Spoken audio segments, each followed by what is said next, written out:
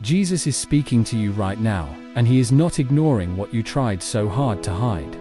He says your hidden tears have finally opened a door no man can shut. Not the tears you showed in public, not the ones you cried to get sympathy, but the silent ones.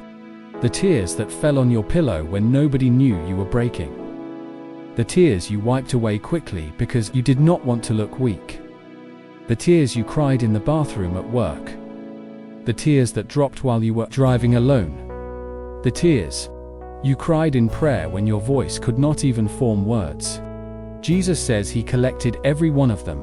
Psalm 56:8 says, "You keep track of all my sorrows. You have collected all my tears in your bottle. You have recorded each one in your book." He is not exaggerating. He is not speaking poetry.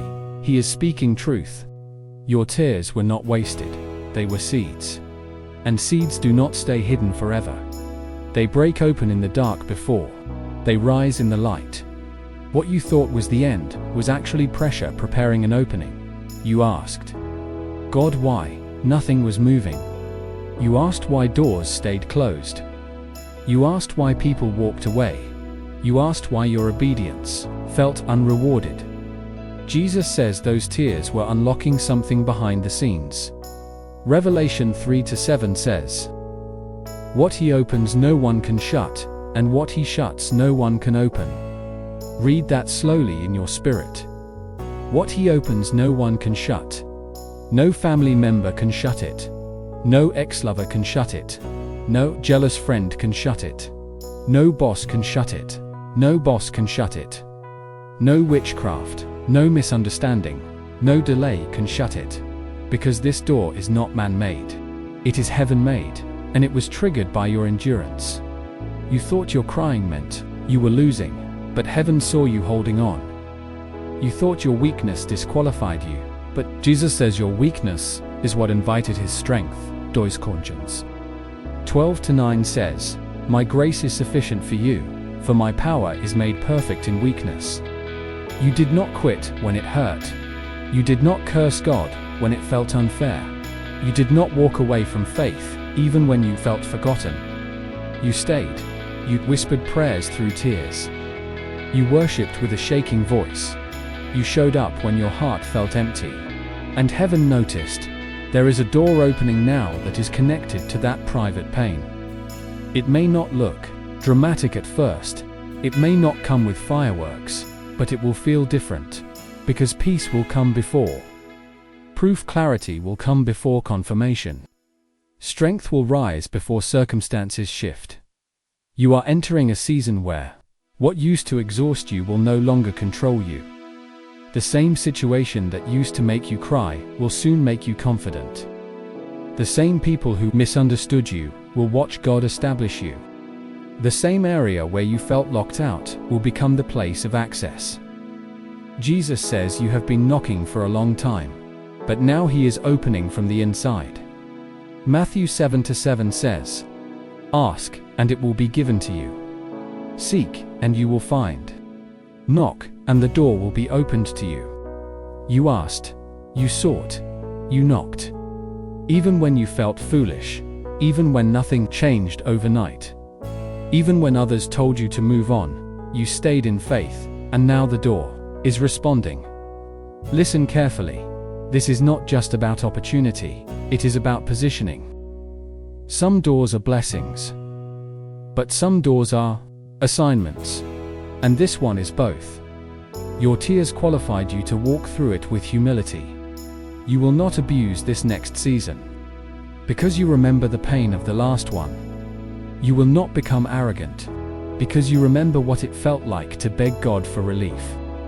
You will not look down on others because you know what it feels like to be overlooked.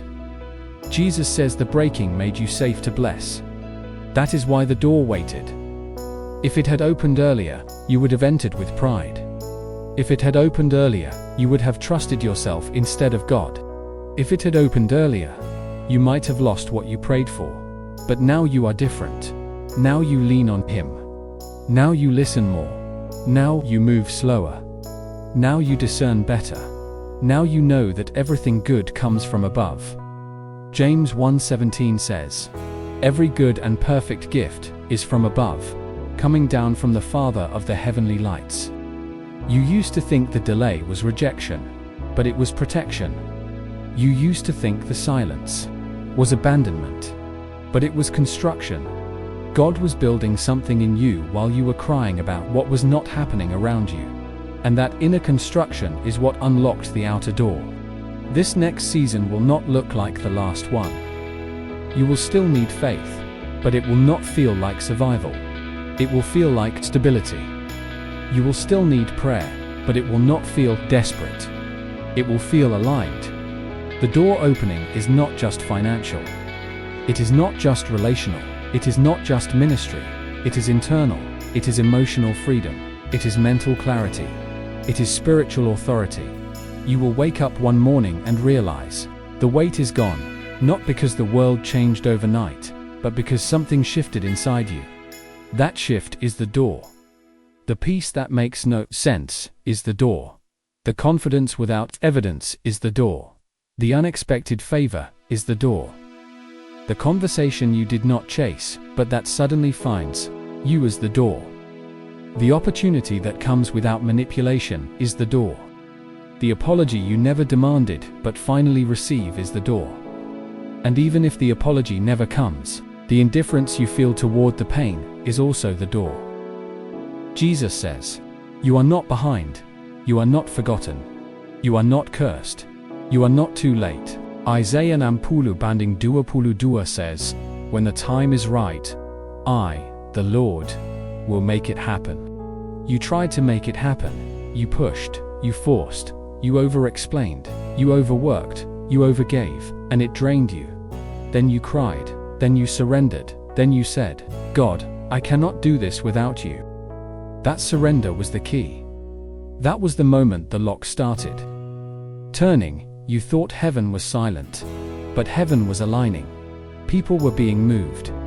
Situations were being rearranged. Closed doors were being redirected. Wrong paths were being blocked, because the right one needed to stay. Preserved. Some relationships had to fall apart. Some plans had to fail. Some dreams had to collapse. Not to punish you, but to protect the door that truly belongs to you. The door that no man can shut. The door that will not depend on human approval. The door that will not disappear because someone changes their mind. The door that is sustained by God Himself. You are closer than you think, but do not rush this moment.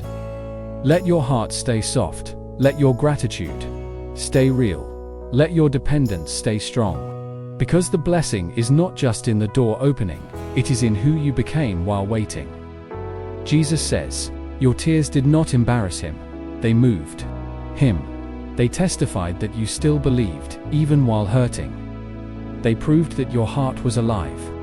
They showed that you cared enough to bring your pain to Him, instead of burying it in bitterness. And because you brought it to Him, He is turning it into access. You are about to walk into rooms you once prayed about. You are about to carry peace you once begged for. You are about to feel secure in places that once triggered fear. This is not hype, this is harvest. Galatians 6:9 says, "Let us not grow weary in doing good, for at the proper time we will reap a harvest if we do not give up." You did not give up, even when you wanted to, even when it felt pointless, even when you felt foolish for believing. You stayed. And now the reaping season is near.